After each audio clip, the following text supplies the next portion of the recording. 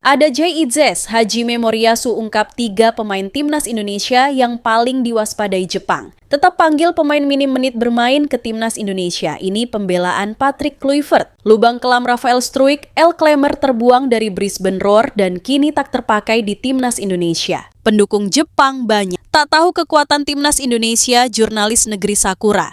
Lihat potensi Garuda, kejutkan Samurai Biru. Patrick Kluivert jujur, masih pertahankan warisan Shin Tae-yong di timnas Indonesia.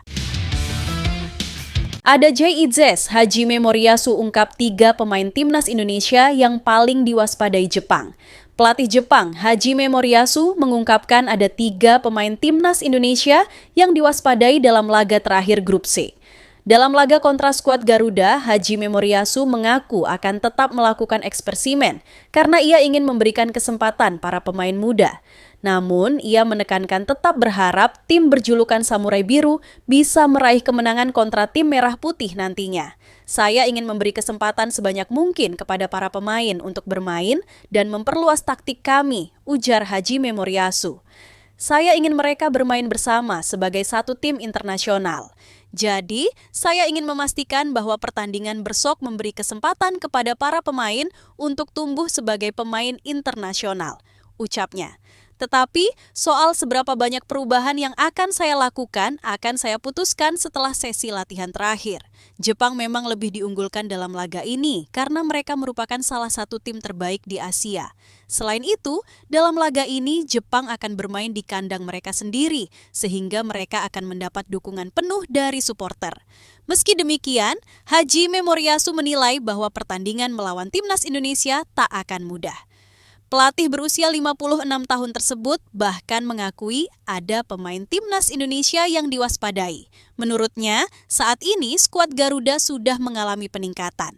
Oleh karena itu, ada 3 pemain timnas Indonesia yang diwaspadai oleh Hajime Moriyasu.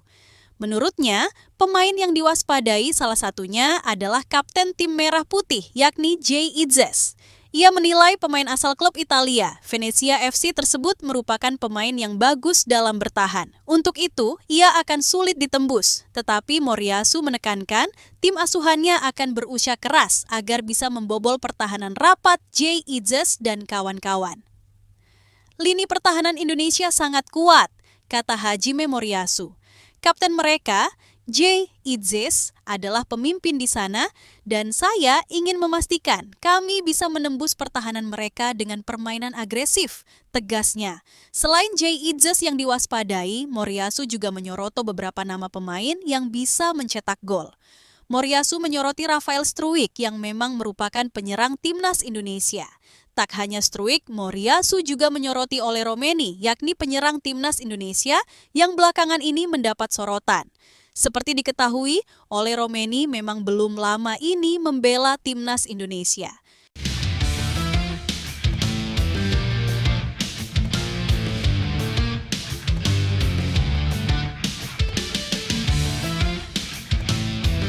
Tetap panggil pemain minim menit bermain ke timnas Indonesia. Ini pembelaan Patrick Kluivert. Patrick Kluivert menilai ada toleransi untuk menit bermain bagi pemain timnas Indonesia. Patrick sebelumnya cukup keras dan berpendapat bahwa hanya pemain yang aktif di klub yang akan dipanggil ke timnas. Namun, pernyataan tersebut akhirnya mulai gugur karena ada beberapa nama yang jarang tampil di klub justru merapat ke skuad Garuda. Contohnya adalah Nathan Joe Aon yang minim bermain bersama Swansea FC. Patrick Kluivert menjelaskan bahwa syarat utama untuk bisa menembus timnas Indonesia adalah kualitas. Ini harus dimiliki semua pemain dan menjadi tolak ukur bagi pelatih memberikan penilaian. Tentunya, mereka harus segera beradaptasi dengan keinginan pelatih di sesi latihan dan pertandingan. Pertama-tama, Anda melihat pemain seperti apa yang ingin Anda panggil. Tentu, kualitas dari para pemain tersebut, kata Patrick Kluivert pada sesi jumpa pers jelang melawan Jepang. Pelatih berusia 48 tahun ini melanjutkan, menit bermain tentu sangat penting bagi semua pemain. Namun, realitanya banyak pemain timnas yang gagal bermain di klub. Dia tentu harus memiliki pandangan tersendiri berdasarkan analisa yang sudah dilakukan. Beberapa faktor akan membuat pemain tersebut mendapatkan panggilan dan layak menuju timnas. Tentu saja Anda melihat pemain dalam menit bermain mereka di sebuah klub. Banyak pemain yang tidak bermain dalam jumlah menit yang mereka inginkan tentu saja. Tetapi saya juga melihat apa yang mereka bawa saat masuk ke tim nasional. Jadi, bagi saya, itulah yang terpenting. Lanjutnya, Patrick tentu berharap pemain skuad Garuda bisa mendapatkan banyak pengalaman di klub. Dia sedikit kecewa karena beberapa pemain justru jarang berada di lapangan musim ini. Namun, dia berusaha untuk tetap adil dan memanfaatkan semua yang ada di tim untuk bisa mendapatkan hasil terbaik. Tentu saja sangat disayangkan bahwa mereka tidak mendapatkan menit bermain yang mereka inginkan. Jadi, saya harus menyeimbangkan hal tersebut dan membuat tim kami menjadi serasi. Itulah yang terpenting bagi saya. Tutupnya.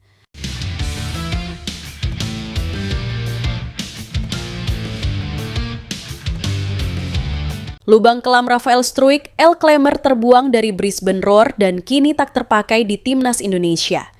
Rafael Struijk terjebak dalam spiral yang terus mengarah ke bawah. Ia terbuang dari Brisbane Roar dan tersingkir dari line-up timnas Indonesia. Musim 2024-2025 berjalan menyedihkan bagi penyerang naturalisasi Rafael Struijk. Musim ini, pemain kelahiran 27 Maret 2003 itu memutuskan merantau untuk pertama kali dalam karirnya.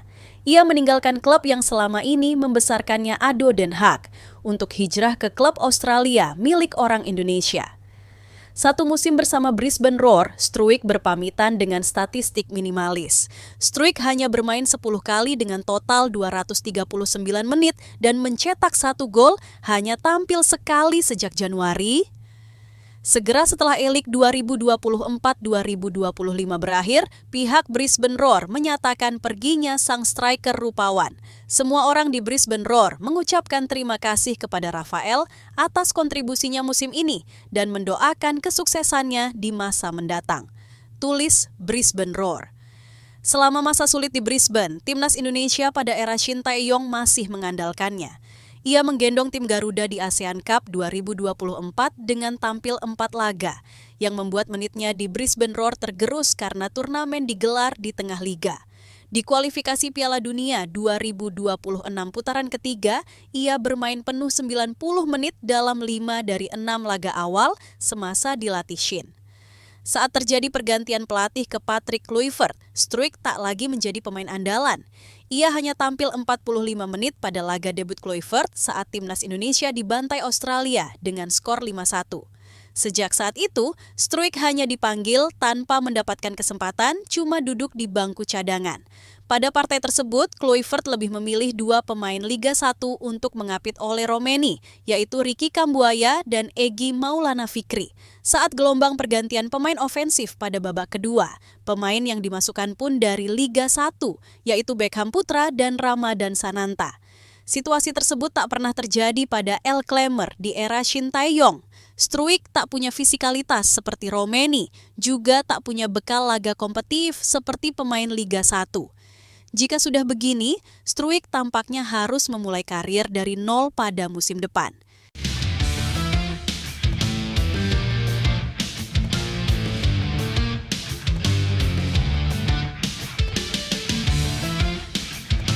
Pendukung Jepang banyak. Tak tahu kekuatan timnas Indonesia, jurnalis negeri Sakura. Lihat potensi Garuda, kejutkan Samurai Biru.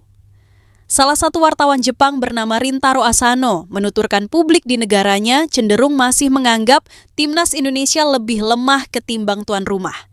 Namun, Asano menjelaskan dengan kekuatan timnas Indonesia saat ini, pasukan Garuda bisa sangat mungkin memberikan kejutan di Osaka. Sejujurnya, sebagian besar penggemar sepak bola di Jepang secara umum masih menganggap Indonesia sebagai tim yang lebih lemah. Dalam pertandingan sebelumnya, orang-orang mulai melihat semangat dan kekuatan Indonesia dalam bermain sepak bola. Tetapi saya rasa mereka, penggemar sepak bola Jepang, masih belum banyak tahu soal hal itu. Tambahnya, salah satu alasan Asano melihat Indonesia bisa mengejutkan Jepang adalah karena pasukan Patrick Kluivert kini sudah bisa diperkuat kembali oleh Marcelino Ferdinand dan Maarten Paes. Sehingga timnas Indonesia dalam kekuatan penuh saat ini dan sangat berbeda dengan kekuatan ketika laga pertama lawan Jepang di SUGBK. Namun di sisi lain, harus diakui bahwa timnas Jepang tetap memiliki peluang untuk kalah, kata Asano.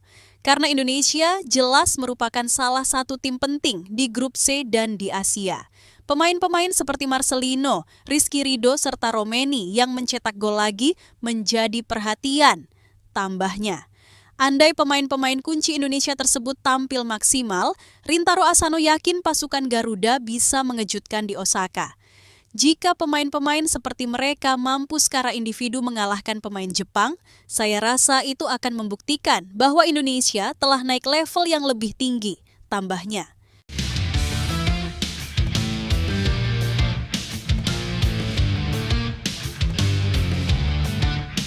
Patrick Kluivert jujur, masih pertahankan warisan Shin Tae-yong di Timnas Indonesia. Patrick Kluivert menjelaskan bahwa sejak pertama datang, Timnas Indonesia sudah memiliki sistem sendiri. Ini yang membuat dia harus segera beradaptasi dan melakukan banyak analisa. Apalagi tidak mudah untuk mengganti sistem dengan waktu yang pendek. Yang paling penting adalah ketika saya ditunjuk sebagai pelatih kepala, tim sudah memainkan sistem permainan tersebut, kata Patrick Kluivert. Mantan pelatih Timnas Curaçao ini melanjutkan bahwa ini adalah hal yang wajar. Dia memilih untuk beradaptasi dengan sistem tersebut dan memanfaatkan apa yang sudah dibangun di Belanda. Menurutnya, sistem bermain skuad Garuda sudah seperti Timnas Belanda dan dia cukup familiar. Tentunya, mengganti sesuatu yang sudah lama dibangun bukan sebuah aksi yang tepat saat ini. Itu bukan sistem pertama saya, tetapi saya sangat terbuka untuk beradaptasi. Karena saya juga pernah menjadi asisten pelatih tim nasional Belanda, dan kami bermain dengan sistem yang sama, jadi sistem tersebut sudah cukup familiar. Jadi, bagi saya, ini bukan waktu yang tepat untuk beradaptasi dengan sistem baru atau menerapkan sistem baru. Lanjutnya, Patrick sebenarnya sempat ingin membuat manuver baru saat melawan China. Persiapan mereka untuk laga tersebut cukup banyak karena menggelar pemusatan latihan yang lebih awal. Namun, dia memutuskan untuk tetap dengan gaya bermain timnas dan memaksimalkan hal tersebut karena permainan skuad Garuda dinilai cukup baik sejauh ini. Tapi mungkin setelah pertandingan melawan Cina ketika pertandingan baru akan datang, mungkin saya akan berpikir untuk mengubah sistem. Namun saat ini saya rasa para pemain bekerja dengan sangat baik dalam sistem ini. Ada beberapa mekanisme yang berbeda dalam sistem yang kami mainkan. Namun, para pemain sudah sangat terbiasa dengan sistem ini, jadi tidak ada waktu untuk mengubah sistem. Tutup Patrick.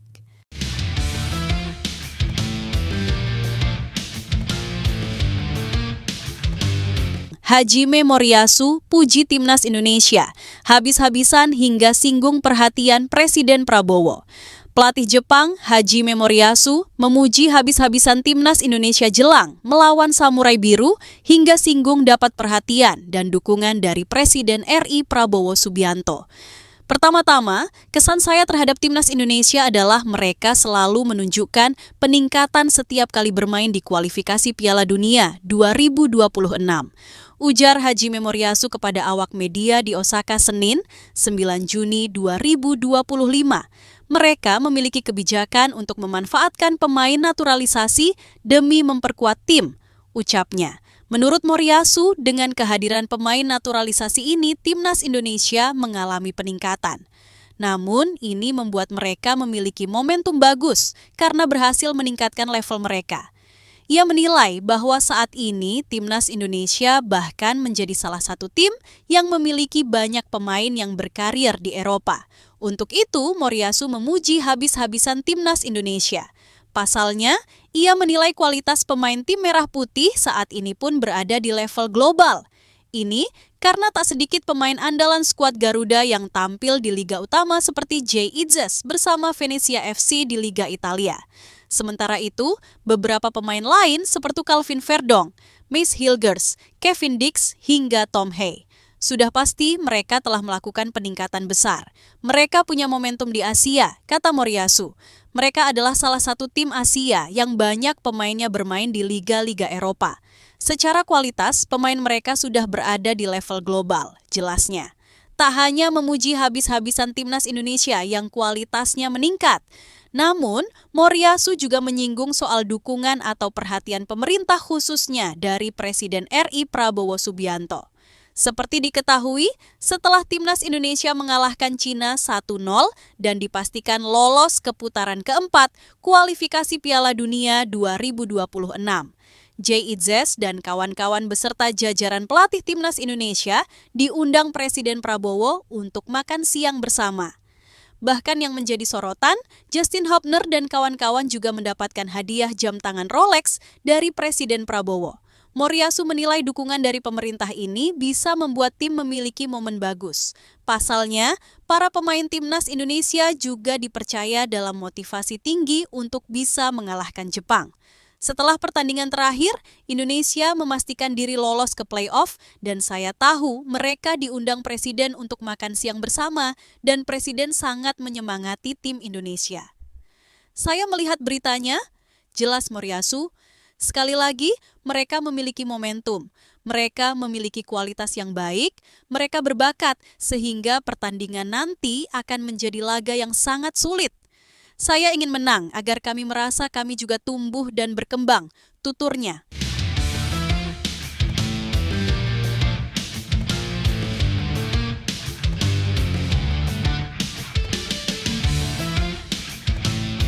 Kapten Vietnam kaget lihat skuad Timnas Malaysia, Harimau Malaya. Sekarang dipenuhi pemain naturalisasi. Timnas Malaysia akan menjamu Timnas Vietnam dalam duel dua tim teratas grup F kualifikasi Piala Asia 2027. Vietnam saat ini tengah unggul produktivitas gol berkat kemenangan 5-0 atas Laos, sedangkan Malaysia cuma menang 2-0 atas Nepal. Federasi Sepak Bola Malaysia (FAM) merespons dengan menggencarkan kebijakan naturalisasi. Dalam 2 bulan belakangan, terdapat 2 pemain naturalisasi baru dari diaspora di luar negeri. 2 pemain tersebut yaitu Facundo Garcés, Alaves, dan Hector Hevel, Portimonense. Kebijakan tersebut membuat Vietnam terpaksa menghadapi Timnas Asia Tenggara lain yang menggunakan pemain naturalisasi setelah disingkirkan Indonesia di kualifikasi Piala Dunia 2026 putaran kedua. Kapten Vietnam, Do Duy Man, mengamati perubahan skuad Harimau Malaya tersebut. Ya, untuk pertandingan besok versus Malaysia tidak sama seperti pada tahun 2018, ujar Duy Man di Astro Arena. Malaysia ada juru latih baru dan skuad yang baru. Apa yang kami tahu, Malaysia mempunyai 17 hingga 18 pemain naturalisasi dan sebagian daripadanya beraksi di luar negara. Timnas Malaysia kini ditangani Peter Ciklamovski, mantan asisten Angge Postecoglou yang baru ditunjuk Januari lalu. Adapun Vietnam masih dilatih Kim Sang-sik, penerus Park Hang-seo yang bekerja sejak tahun lalu. Kami sebagai pemain, Vietnam ada target KAI sendiri dan kami akan berusaha sebaik mungkin untuk mencapai target tersebut, tegas Duy Man. Sementara itu, Timnas Indonesia akan menghadapi Jepang pada hari yang sama di kualifikasi Piala Dunia 2026.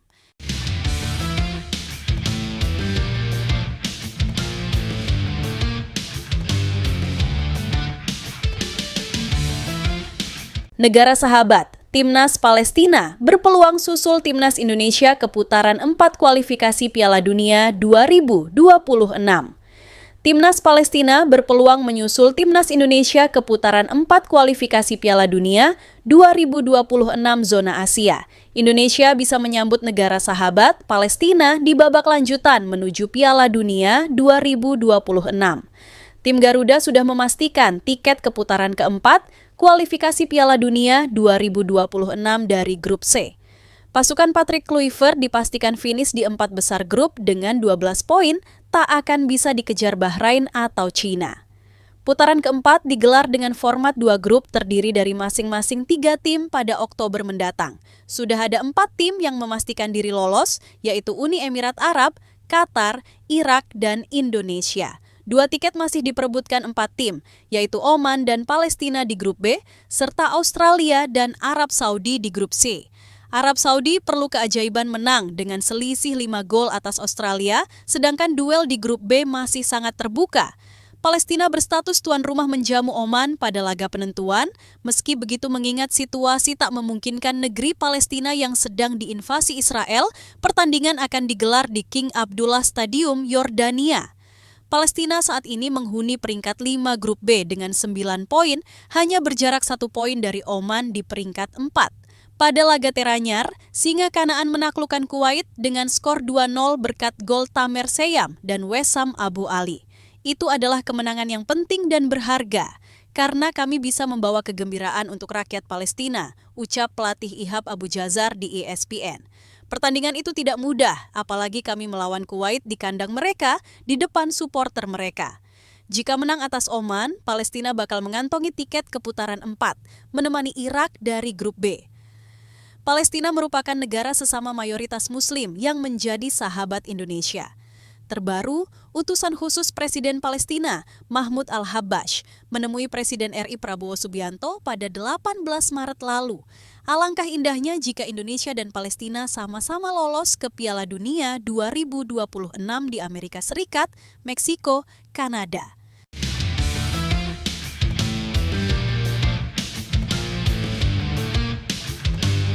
Mace Hilgers bawa kabar baik jelang duel Timnas Indonesia versus Jepang. Mace Hilgers akui persiapan Timnas Indonesia lebih maksimal untuk melawan Jepang. Timnas Indonesia akan menantang Jepang pada laga pamungkas putaran ketiga kualifikasi Piala Dunia 2026 zona Asia Selasa malam nanti. Skuad Garuda akan coba memberikan aksi maksimal di Suita City Football Stadium. Tentunya, pasukan Patrick Kluivert akan bertarung demi harga diri karena sudah memastikan satu tempat di putaran keempat. Mace Hilgers menjelaskan bahwa persiapan Timnas Indonesia berjalan baik. Mereka baru saja menggelar latihan perdana di Jepang pada hari Minggu lalu. Namun, skuad Garuda sudah mulai berkumpul pada 26 Mei lalu di Bali untuk mematangkan tim. Ini yang membuat semua pemain menjadi lebih dekat karena memiliki waktu panjang untuk bersama. Dengan persiapan yang terjadi di Bali serta beberapa hari di Jakarta. Saya pikir ini adalah waktu di mana kami lebih saling mengenal, kata Mace Hilgers dilansir dari kanal YouTube Timnas Indonesia. Pemain asal FC20 ini melanjutkan bahwa semua pemain paham dengan apa yang diinginkan pelatih di lapangan. Menurutnya, ini karena mereka sudah memiliki persiapan maksimal sebelum terbang ke Jepang. Tentunya, semua pemain akan coba memberikan perlawanan terbaik di pertandingan besok. Bagaimana kami ingin bertahan dan menyerang? Jadi menurut saya, rencananya sudah jelas sekarang. Lanjutnya, Mace menambahkan, pertandingan melawan Cina lalu menjadi bukti bahwa permainan Indonesia sudah mulai meningkat. Mereka mampu memberikan penampilan atraktif dan sukses mengemas kemenangan penting di laga tersebut. Dia menegaskan bahwa performa tersebut harus mereka pertahankan jelang saat melawan Samurai Biru nanti. Apalagi lawan mereka baru saja menerima kekalahan saat berhadapan dengan Australia di kandang sendiri. Peluang ini harus bisa dimanfaatkan dengan baik oleh skuad Garuda. Kalian juga bisa melihat pada pertandingan melawan Cina bahwa persiapan yang kami lakukan berjalan baik. Tutupnya.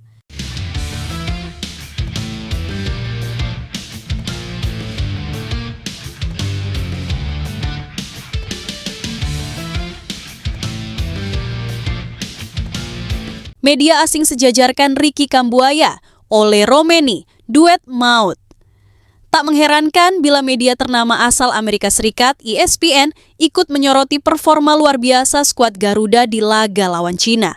Gol tunggal yang dicetak oleh Ole Romeni lewat titik putih pada menit ke-45 menjadi titik balik permainan. ESPN menggarisbawahi kontribusi sang pemain, bukan hanya sebagai eksekutor penalti, tetapi juga sebagai penggerak utama lini depan. Ole Romeni dinilai memiliki kecerdasan taktis yang jarang dimiliki, mampu menciptakan celah di antara barisan belakang Cina yang sejatinya dikenal solid. Pergerakan tanpa bola Romeni, baik saat melebar ke sisi sayap maupun saat turun membantu lini tengah, kerap kali membingungkan pertahanan lawan. Ini menjadi bukti bahwa pemain naturalisasi pun bisa menyatu dengan gaya permainan khas Indonesia yang cepat dan penuh dinamika. Selain Romeni, dua pemain lokal juga mendapatkan perhatian khusus. Ricky Kambuaya dan Yakob Sayuri disebut-sebut sebagai pilar penting dalam menjaga intensitas permainan. Performa mereka sepanjang 90 menit dianggap mencerminkan semangat juang tinggi yang kini menjadi ciri khas timnas Indonesia. Peran ganda Ricky yang aktif dalam bertahan maupun membangun serangan menambah dimensi baru bagi lini tengah Garuda. Romeni bukan sekadar pencetak gol, ia juga memiliki naluri tajam dalam menciptakan ruang, tulis ESPN. Keduanya menunjukkan kerja keras luar biasa, membuktikan bahwa talenta lokal tetap menjadi tulang punggung penting dalam tim, tulis ESPN lagi. ESPN dalam ulasannya mengapresiasi kemenangan ini sebagai buah dari kombinasi strategi matang, kedalaman skuad yang merata, serta semangat kolektif yang terus menyala. Media tersebut menekankan bahwa komposisi pemain lokal dan keturunan yang seimbang menjadi kunci sukses laga ini. Namun, meskipun pencapaian ini patut dirayakan, ESPN mengingatkan bahwa perjalanan Indonesia belum selesai. Pertandingan selanjutnya melawan Jepang pada 10 Juni akan menjadi ujian berat, sekaligus pembuktian apakah tren positif ini bisa berlanjut di babak ketiga, kualifikasi Piala Dunia 2026. Kemenangan atas Cina membawa Indonesia mengoleksi 12 poin dan memastikan tiket ke babak selanjutnya. Ini adalah kali pertama dalam sejarah timnas Indonesia menembus fase keempat kualifikasi Piala Dunia.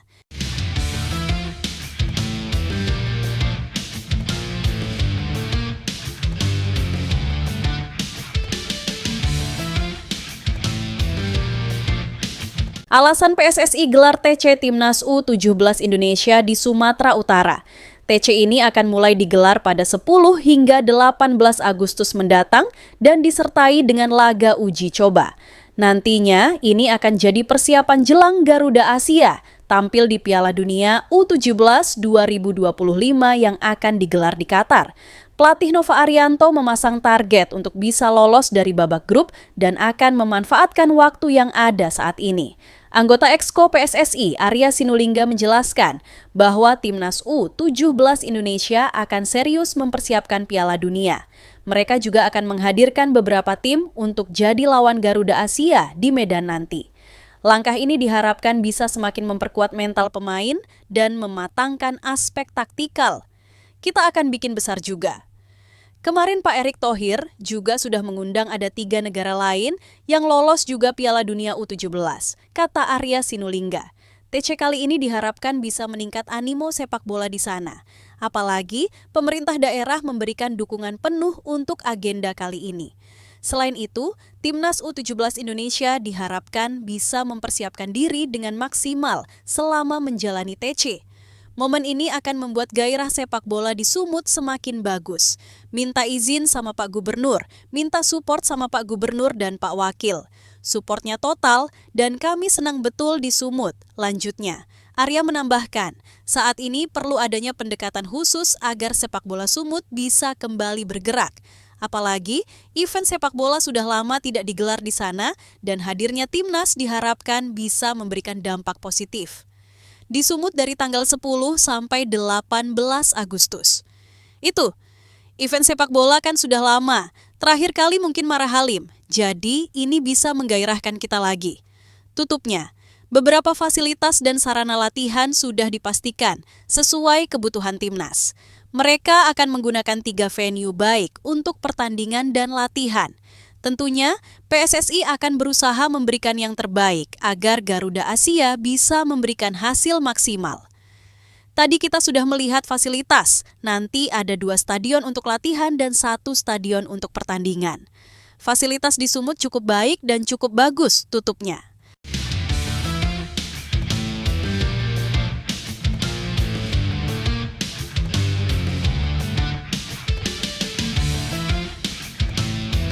Kiper Jepang. Tak ingin sampai kejebolan dari Timnas Indonesia, Samurai Biru mode serius, kiper Timnas Jepang, Zion Suzuki, ingin catatkan clean sheet saat melawan Timnas Indonesia. Kedua tim akan bertarung pada laga pamungkas penyisihan Grup C, putaran ketiga, kualifikasi Piala Dunia 2026 zona Asia. Bagi Jepang dan Indonesia, pertandingan ini tidak menentukan karena nasib mereka sudah ditentukan. Samurai Biru lolos otomatis ke Piala Dunia 2026 dan Indonesia menuju putaran keempat. Zion Suzuki menjelaskan bahwa laga melawan Indonesia sangat krusial. Pasalnya, laga ini jadi perjalanan terakhir mereka di kualifikasi Piala Dunia dan akan bermain di depan supporter sendiri. Menurutnya, laga tersebut menjadi penting dan harus mereka menangkan. Hasil positif akan membuat mereka semakin mantap menuju Piala Dunia mendatang. Pertandingan berikutnya adalah yang terakhir dari babak kualifikasi terakhir ini. Kami sudah lolos, tetapi penting untuk mengakhiri dengan kemenangan, kata Zion Suzuki. Saat melawan Australia, kiper berusia 22 tahun ini tidak dimainkan oleh pelatih Hajime Moriyasu. Menurutnya, ini membuat dia memiliki sudut pandang berbeda karena dia adalah kiper utama Samurai Biru. Tentunya, laga tersebut jadi momentum untuk mengamati lawan karena biasanya dia berada di lapangan. Sudah lama sekali saya tidak menonton pertandingan dari bangku cadangan. Saya melihatnya dari sudut pandang yang berbeda, dari luar. Lanjutnya, Zion menegaskan bahwa misi utamanya adalah untuk tidak kebobolan dari timnas Indonesia. Ini jadi hal yang penting untuk bangkit setelah kekalahan dari Australia di laga sebelumnya. Semua pemain harus bisa menunjukkan performa yang baik agar bisa mendapatkan hasil positif di laga mendatang. Sebagai pemain, dia akan berjuang keras agar misi tersebut bisa terlaksana dengan baik. Pertandingan setelah kekalahan sangatlah penting. Saya hanya akan mendapatkan hasilnya, tutupnya.